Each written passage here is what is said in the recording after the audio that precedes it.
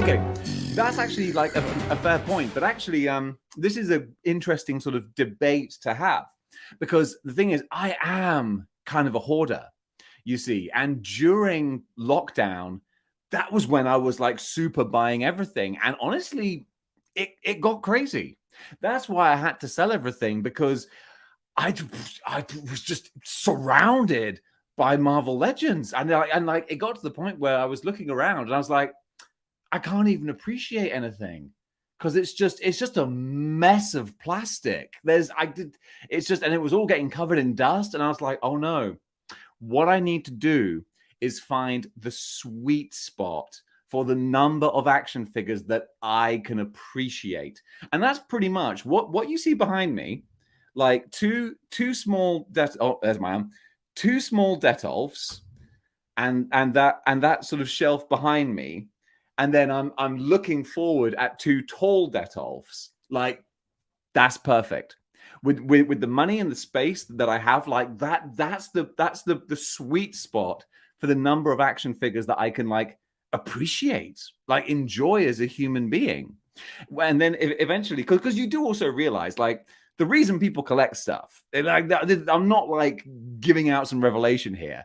It's because it is like dopamine addiction, and we love chasing things, and especially during 2020. Remember that time? Let's never talk about it again. I had two sources of dopamine: ordering things online and picking them up when the postman delivered them. Like, that was it. And once you did that once, then it's like, right, time to order another thing and do it again. And eventually you're like, what am I collecting for?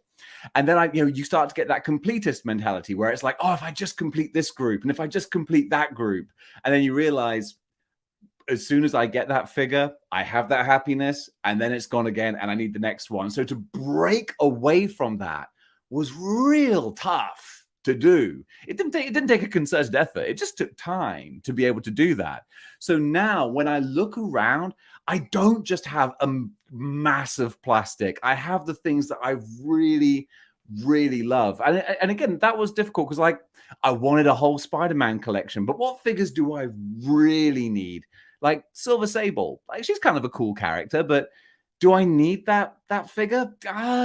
Not so much, really. I mean, is she like amazing to look at?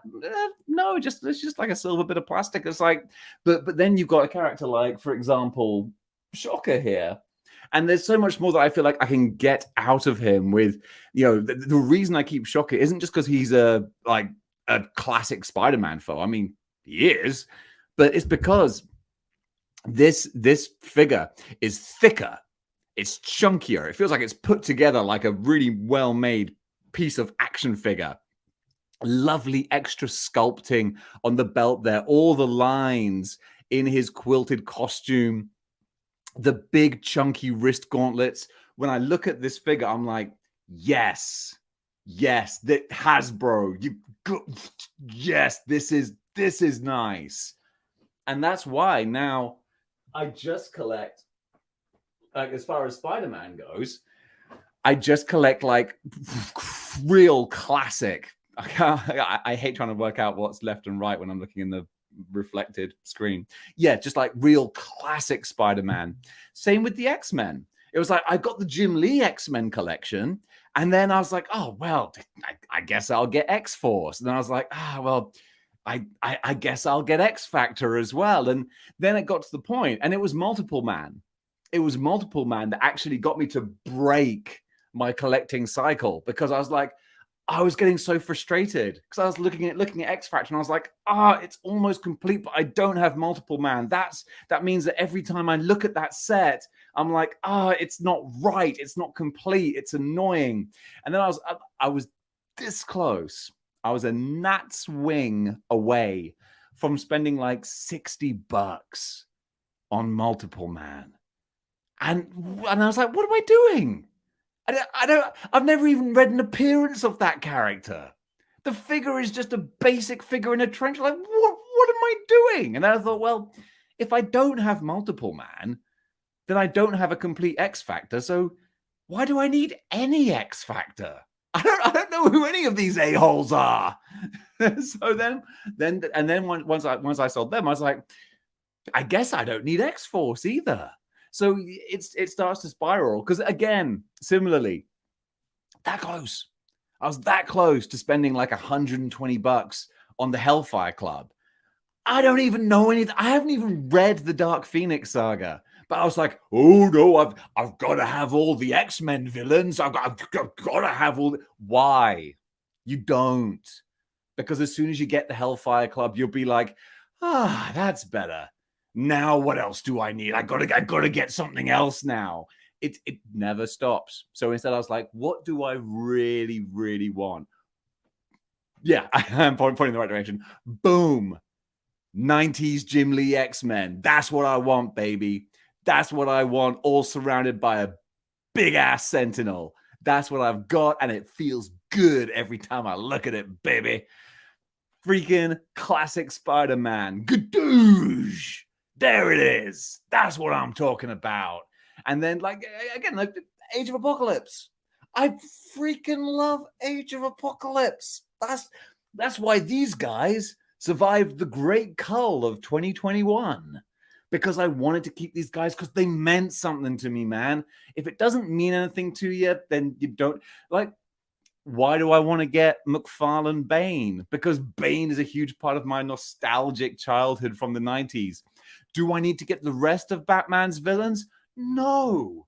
2 years ago, I would have. 2 years ago, I would have gone, well, if I've got Bane, I got to get Joker and Catwoman and Penguin and Scarecrow. And granted, with McFarlane Toys, I'd be like, well, I just got to wait for them to make some of those characters. Oh, look, another Batman. But it's so good to just be able to go, no, I love this character, love this figure. I want to pick it up.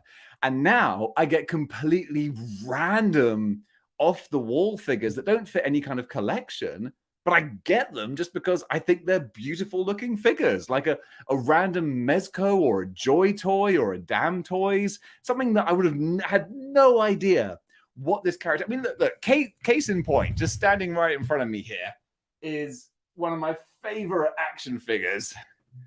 My little damn toys Gans boy, this little robotic salaryman eating his ramen noodles with his briefcase, totally off the wall, utterly bonkers. But as an artistic, beautifully put together action figure, oh my goodness, stunning, absolutely stunning. The craftsmanship that's gone into making this, that's why I want it.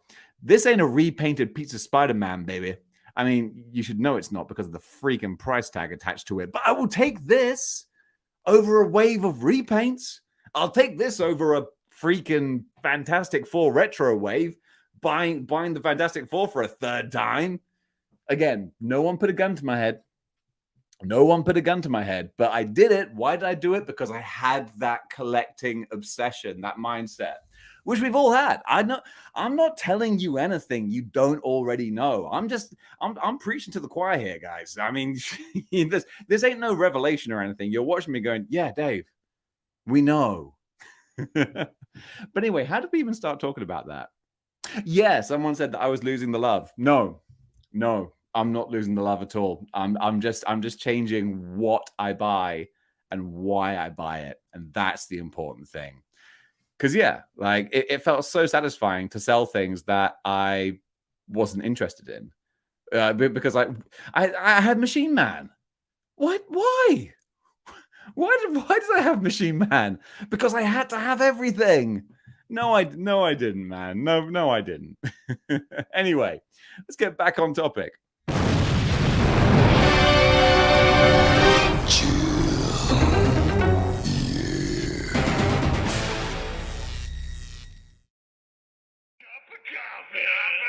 Coffee.